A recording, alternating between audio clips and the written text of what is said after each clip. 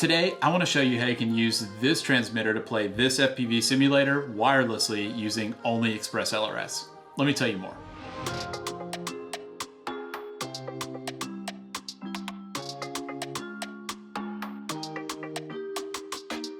Hey guys, welcome back to another video. So today we're going to be talking about the ExpressLRS version 2.0 update. Now, if you've been following my channel for a while, you know that I really like ExpressLRS. I think it's a cool technology with a lot of promise for FPV. And this firmware update's got me really excited because I think it's got a lot of cool features in it that we're all going to want to start using.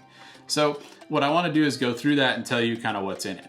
Now, if you don't know what ExpressLRS is, I've got a playlist linked down in the description below, and it goes through what the technology is, how to install it, and kind of my overall thoughts and review on it. So definitely check that out if you're not sure what I'm talking about. Now, a lot of times I don't really get too excited about firmware updates because it just means I'm gonna have to get everything out and update it, and hopefully it's still gonna work when I'm done. And so I usually don't update unless I'm having a specific problem or if I have to. But this update in particular just really has some cool stuff in it. I think you guys are going to want to take advantage of some of this stuff. Let me start by telling you about some of the features that have me excited, and then I'm going to go through the basic overview of how you'd get this firmware update onto your own stuff. I think the first feature that really caught my eye in this update is something called dynamic transmit power. And what that means is that on your transmitter, you can set a maximum power output level, so something like 250 milliwatts, but you can allow the transmitter to lower that power level as long as the receiver is getting a strong signal. So this means that, for my example, I might have it set on 250 milliwatts, but if I'm mostly flying inside my house or my backyard, the transmitter can go ahead and lower that output power down to maybe, 50 milliwatts or even lower. It could even go down to 10 milliwatts. And as long as it's getting a good signal to the receiver, that's going to be just fine. That means that my transmitter is not going to heat up as much, it's not going to use as much battery power, and it's just more efficient. It's just not using an unnecessary power level. But then as soon as I start flying farther away, so if I wanted to fly out into a large field, I don't have to remember to go in and change that output power because the transmitter will automatically ramp up the power up to that maximum that I specified. This is a really cool feature. I think it's something that Crossfire does as well, but I'm really glad that they've added this to ExpressLRS. I think it's going to help out a lot. They've also added some features to help you use the models in your radio more effectively. Now, you're probably familiar with models, and a lot of times you use models for different types of radio protocols that you might be using. So you might have a FrSky model and an ELRS model or something like that. But you can actually use those models now to store different ELRS settings for your different drones. So for example, maybe you've got a whoop that you fly indoors, and maybe you want to have that on the 500 hertz packet rate so you just get that instantaneous response. But then maybe you have a long range drone that you want to fly really far from yourself, and so you want to get the maximum range possible, and so maybe you have that one set at some really low packet rate, like 50 hertz. And instead of having to remember to go into your module and change those settings every time, now you can actually store those settings on a per model basis so that if you want to change the settings, it's as simple as changing the model in the radio. You also now have the ability to lock an ExpressLRS receiver to a model on your radio. So let's say you fly planes and quadcopters. If you want to make sure that you don't ever get those settings mixed up, you can lock it down so that your plane will not work unless you have the plane model selected in your transmitter. I think that stuff's pretty cool. Those are features that are going to add a lot. They're going to let you take advantage of some of those different settings that ExpressLRS has and make it really easy to switch between them. So I was really glad to see them add those things. Next, they've added some features that improve the process of updating the firmware. Now, if you've updated firmware on an ExpressLRS device, you know that you put it into Wi-Fi mode and then you connect to that Wi-Fi network with your computer, and that's how you do the update. It's a little bit of a pain. Now they're going to make it so that you can actually program your home Wi-Fi credentials into the ExpressLRS transmitter or receiver, and then when you want to do the update, you turn on the Wi-Fi and it connects to your home network, and from there you can do the update. So you just need to put in a web address, and that's going to bring up the firmware update page where you can upload your firmware file and do the update, and it's just a whole lot simpler and a lot easier to do. It's really nice not having to mess with your network settings on the computer, and you can stay connected to the internet the whole time, and this is just a big improvement in that process. Finally, let's mention the feature that I started this video with, which is using the transmitter wirelessly to play flight simulators on the computer. They actually have allowed you now to use the ExpressLRS transmitter as a Bluetooth joystick. And so what that means is that you can enable that feature and then you can connect to it with Bluetooth on your computer and use it as a controller. I tried this myself with the new Liftoff micro drones and found it to work really well. And this is the feature that kind of just made me laugh and that I thought was really cool about the update.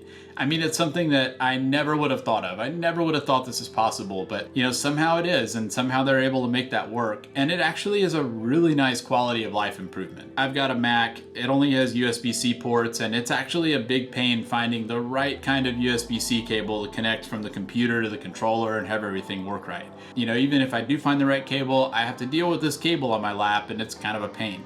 I thought it was really cool that now I can just use the controller wirelessly and I can just play the flight simulator wirelessly. It's a really nice quality of life improvement. All right, so that was a couple of the features. Now this update's got tons more features than that, and I'm sure if there's some ExpressLRS developer watching this, they're upset that I didn't talk about every feature in the update because it's this big long list, and I'm gonna go ahead and link that list down below. So if you wanna see more, definitely go check that out. There's a lot of stuff in here. There might be something in that list that's exciting to you for the type of flying you do, but overall, this is just a huge update, and I definitely think it's something that you should check out. So let me quickly give you an overview of how you're gonna update that firmware. And I'm not intending this to be like a step-by-step how-to guide, but I just kind of wanted to talk, at a high level about what you need to do. The best way to update ExpressLRS firmware is with a tool called the ExpressLRS Configurator. This is an application that you can download and install on your computer, and it gives you the ability to select a firmware version and some options and then build a firmware file for your module.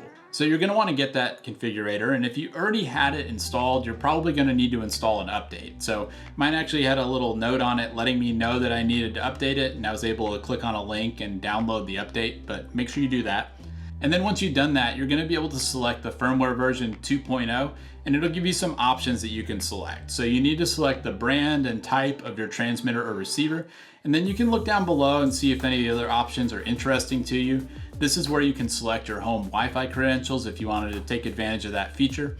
But once you've done all this, you can just build the firmware, and it's going to create that firmware file that you'll use to do the update.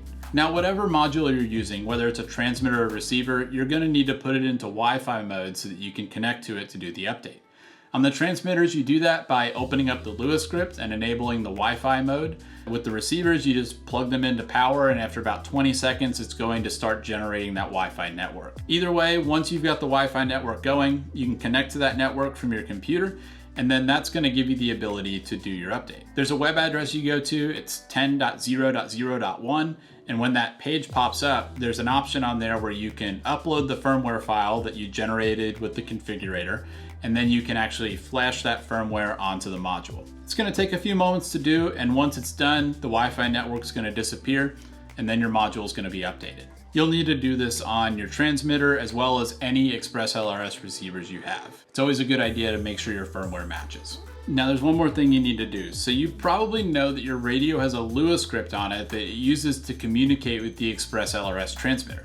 That's how you do things like setting the output power, and it's also how you put it into the update mode or bind it with a new receiver. And that Lua script has completely changed for this 2.0 update. So the old Lua script is not going to work at all. It's not even going to connect to the module once you've done the update.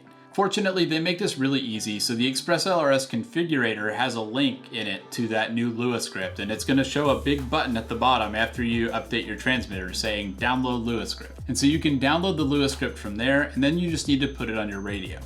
The easiest way to do this is to pull the SD card out of your radio and put it in the computer, and then you're going to see that there's a scripts folder and then a tools folder inside that, and you can drop the Lua script into that tools folder, and then once you put the card back in your radio, you'll be able to access the new script from that folder.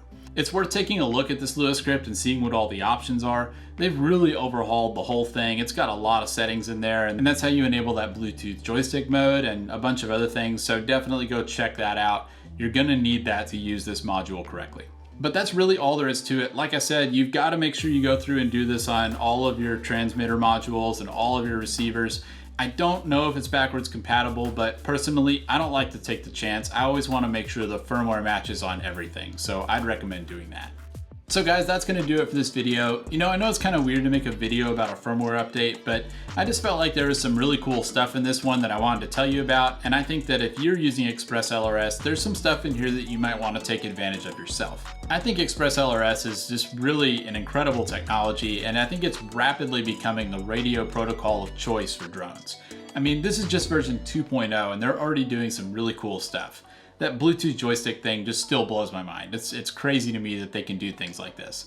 So definitely check out this update. If you're using ExpressLRS, I think this is something that you need to get installed on your own stuff. If you are interested in getting this update, there's some links down in the description below where you can read more about the features, and then there's also some stuff to walk you through how to do the update, so definitely check that out.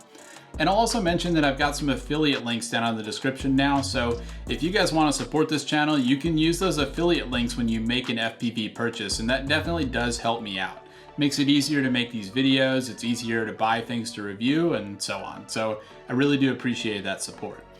As always, I'd encourage you to subscribe if you want to be along for the ride. I've got a lot more videos planned for the next few weeks and months, and I hope to see you guys on those videos as well. As always, thank you for watching, and I'll see you in the next one.